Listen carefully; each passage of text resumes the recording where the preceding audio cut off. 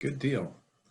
Well, we are going to go ahead and get started with today's media availability. We are joined by none other than Denny Hamlin, driver of the number 11 FedEx Express Toyota Camry and tomorrow night's Coke Zero Sugar 400 at Daytona. But before we talk about that, Denny has a special announcement for us about next week's paint scheme at the Cookout Southern 500 at Darlington. And Denny, I'm going to put it up on screen here. Maybe you can walk us through this special paint scheme that you're running next week at the track Too Tough to Tame.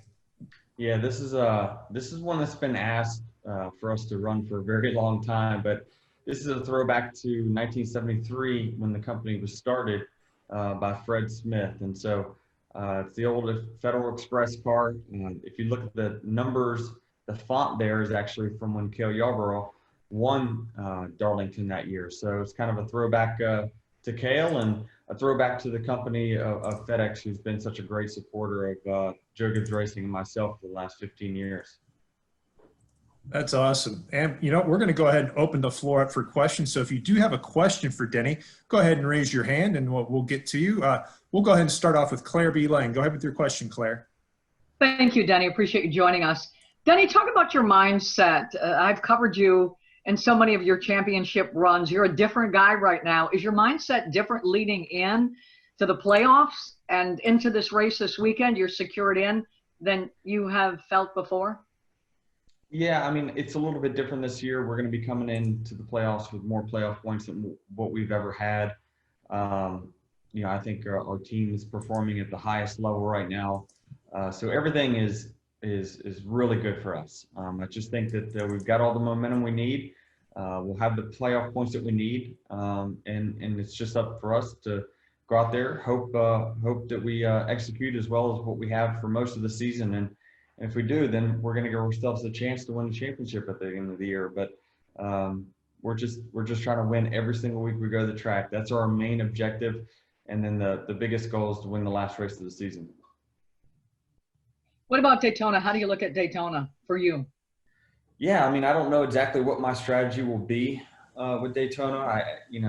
I want to give myself a shot to win, and also if I can help my teammates at all and help them have a shot at a win, I need to be around at the finish. I typically try to race as much as I can up towards the front. I'll probably try to do that strategy as well, but you just never know. This race in particular always seems to have a little bit more attrition than what even normal super speedway races have. Good luck at Daytona. All right. Thank you. Our next question will come from Bob Pockris. Go ahead with your question, Bob. Yeah, Denny, there's just so much chatter going on. Can you say if you have any involvement in trying to invest or find an investor for RPM? And is your plan to stay at Gibbs no matter what happens with any involvement you may have in this? Yeah, I mean, I don't have anything to announce or to speak about when it comes to it. I think that I'm always looking towards what I'm going to do after my driving career is over. I've got some great partners that support me and my decisions, what I will do for years to come. So I don't know. I wish I had something to announce, but I really don't. There's a lot of things up in the air that are still getting worked on. But I've got to win this weekend and next weekend, and that's where I've got to focus. But certainly I believe that, no matter what, my career will be with Joe Gibbs Racing and FedEx as long as I want to drive. Thank you. You got it. Our next question will come from Jenna Fryer. Go ahead with the question, Jenna. Actually, I was going to ask Denny about the ownership rumor. I guess I'll switch to a different topic. Bubba had a series of tweets last night about what's going on in the country and what some of the other leagues are doing. I know that he indicated that there is no talk to not race. Do you feel like I don't know, do you guys have discussions about this and or is Bubba sort of forced to be a spokesman on this for the series? I don't think he's forced to be. I think that he does it willingly. I think that, the industry as a whole comes together when these issues come about and figure out the best way to address it. And, I'm not aware or sure of anything that will go on this weekend. I know that we're all planning on racing. Bubba supports that, and I certainly think that the NASCAR industry will respond in the correct way. And so I'm confident in that, but I know those discussions are ongoing even today. You think you guys should race, Denny? Yeah, I do. I mean, I do. I think that it's just my personal opinion, and I certainly think that we need to continue our discussions about social and racial injustice, and we continue to educate ourselves. I know I certainly educated myself by going to the Civil Rights Museum and putting action behind the words that we said. So I certainly believe that we're in the right way. Thanks, Denny. Mm-hmm. Our next question will come from Mike Solarte. Go ahead with the question, Mike. Thanks very much. Hey, Denny. First one I have for you, just the battle that you and Kevin have had this year. It seems like every time you turn around, it's like a tennis match. He wins, you win, you win, he wins, that sort of thing. How much fun has that been that you guys are kind of just, you're both into the playoffs, you're both way up in the points, all those good things. But I mean, from a competitor standpoint, just how much fun has that been that you guys are battling each and every week on the track? Yeah, I mean, it's certainly we're raising each other's game for sure.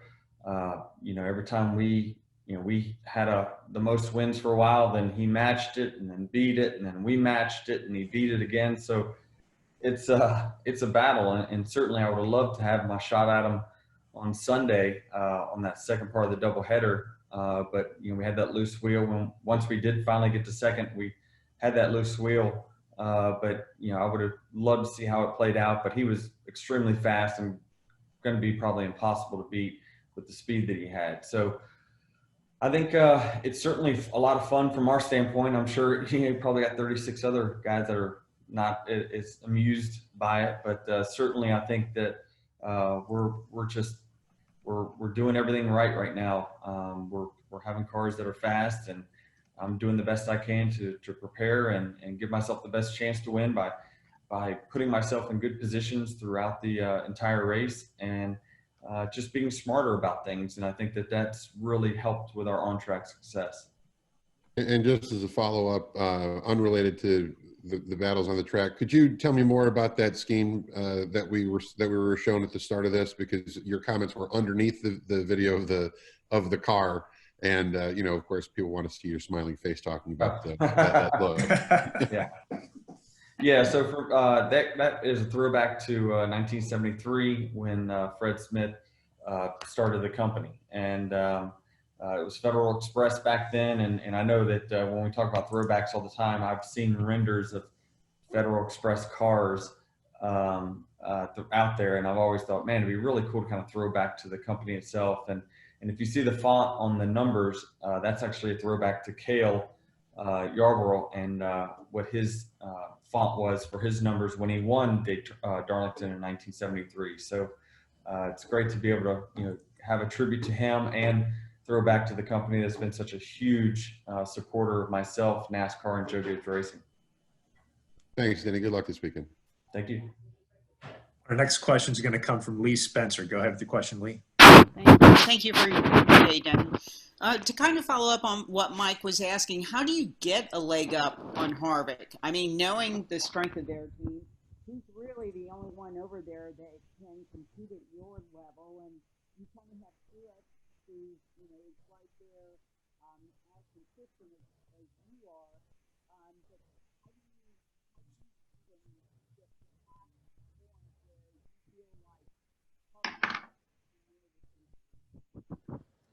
Well, Lee, it was like you were talking, but you were walking away the entire time. I couldn't quite catch everything.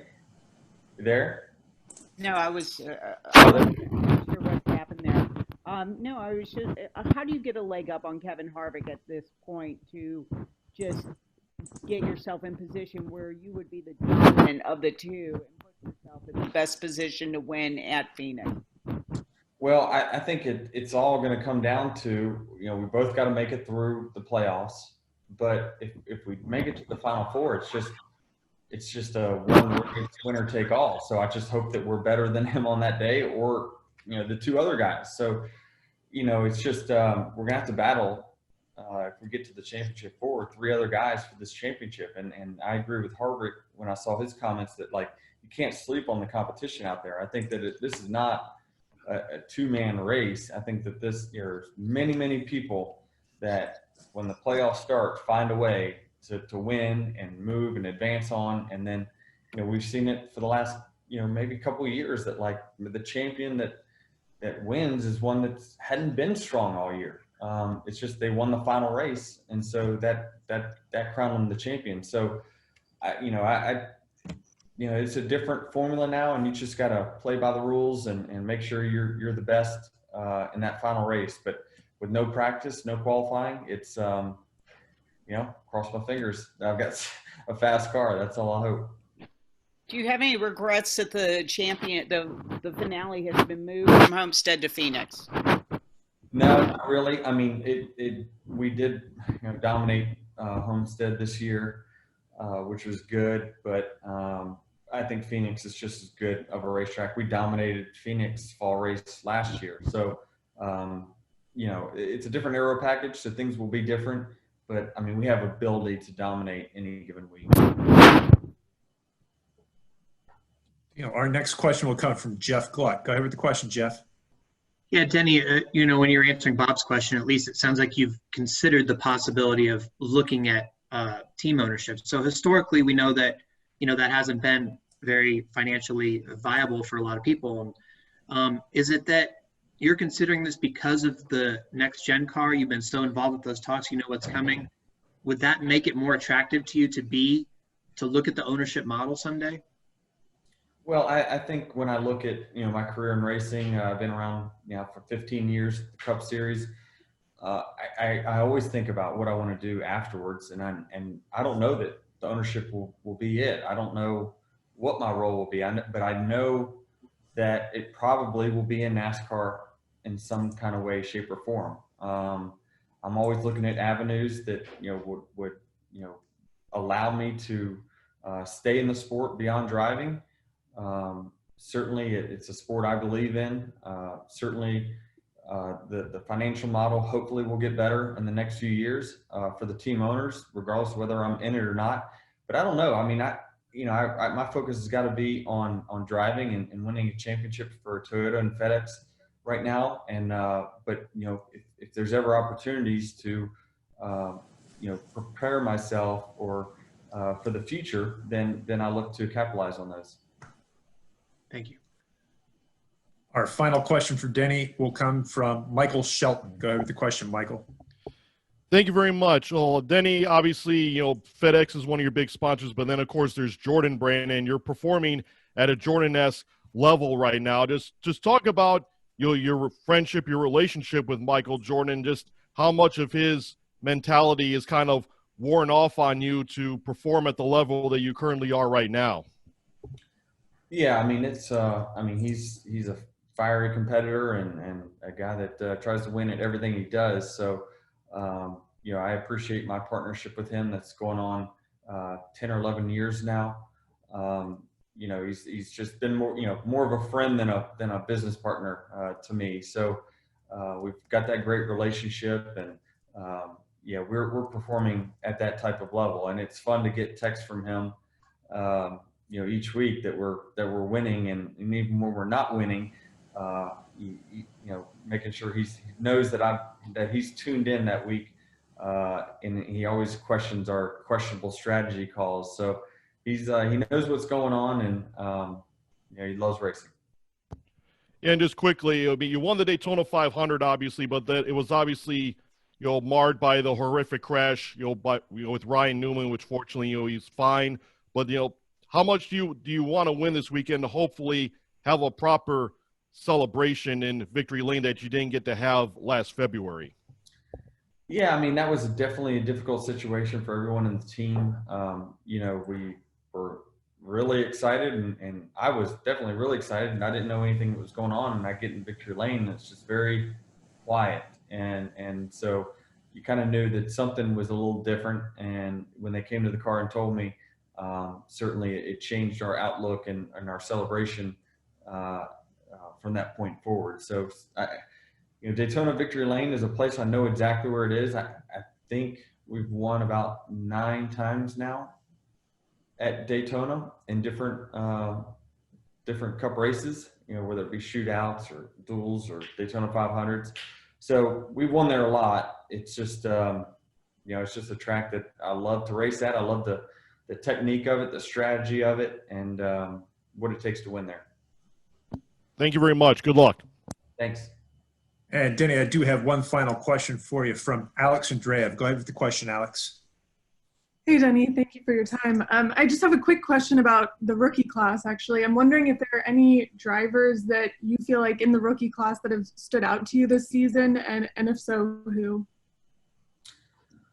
Well, they all have at certain times, but they're all good. I mean, this rookie class, when I think about it, is certainly, I think, one of the strongest rookie classes that we've seen since probably the class that I came in with Boyer and Truex in 2006. So, you got at least one of them that are going to be part of the playoff picture.